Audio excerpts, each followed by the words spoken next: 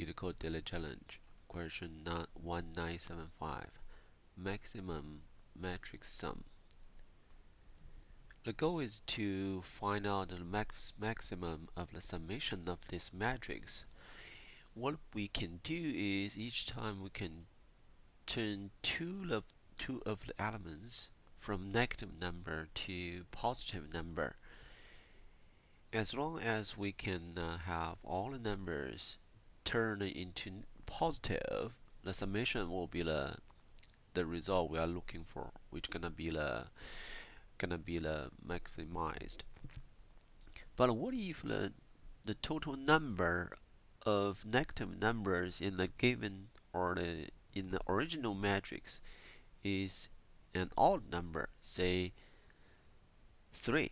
Then in this case, we can only turn two of them into positive number, but we still got one negative number left.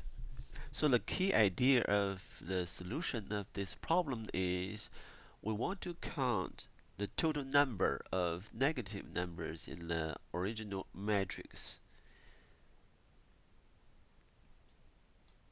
Based on that, we can calculate if it's gonna be a summation of all abstract value of elements, or we have to get rid of one of the elements.